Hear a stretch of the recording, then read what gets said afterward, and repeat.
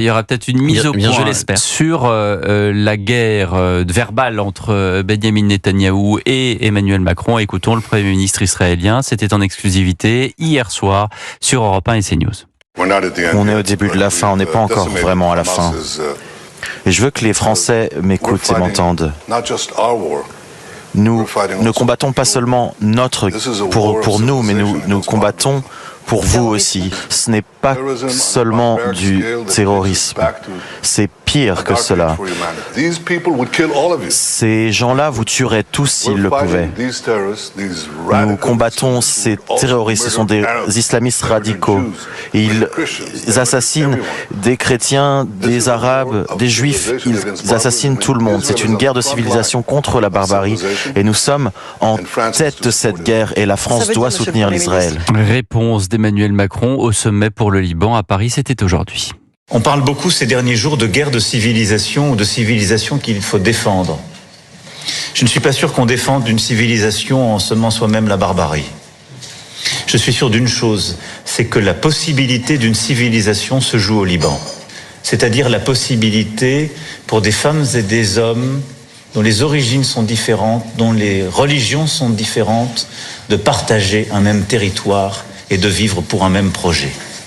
C'est aussi pour cela que le Liban est important pour lui-même et est toujours plus grand que lui-même. Jules Torres.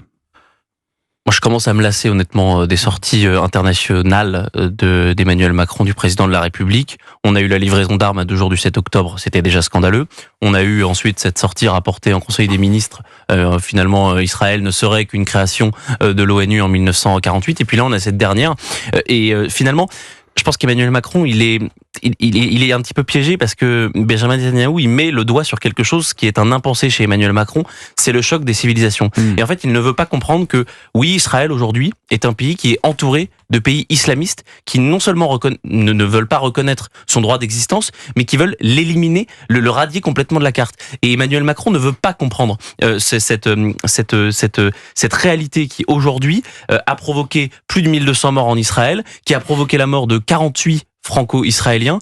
Et c'est pour ça, à mon avis, je pense qu'il est dans la surenchère verbale, c'est qu'il ne comprend pas ce sujet de la civilisation. Jean-Michel Salvatore. Oui, moi, je crois qu'il y a aussi un ressort psychologique. Il veut absolument avoir le dernier mot et il veut avoir raison contre tout le monde. L'erreur initiale, c'est la non-participation d'Emmanuel Macron à la fameuse manifestation. À la marche contre l'antisémitisme. Le 12 novembre dernier. Bon, là, c'est vraiment le péché originel. Bon. Et depuis, Emmanuel Macron multiplie, comme Jules l'a très bien rappelé, les faux pas, les maladresses. Et je pense que véritablement, c'est vrai qu'on est lassé. Je pense qu'une grande partie de l'opinion va retenir quand même si il y a beaucoup à dire sur l'attitude de Netanyahou, l'opinion retiendra quand même que l'armée israélienne a décapité le Hezbollah et le Hamas, et c'est déjà quelque chose de très important. Et dans notre dernier baromètre JDD-IFOP, c'est le record d'impopularité pour Emmanuel Macron, et pour la première fois, on savait qu'Emmanuel Macron, il pâtissait d'une image, notamment avec la dissolution, notamment avec le dérapage des finances publiques, mais pour la première fois, on a son trésor électoral, c'est-à-dire des plus de 65 ans, des retraités, qui lui reprochent sa position, son ambiguïté par rapport à Israël.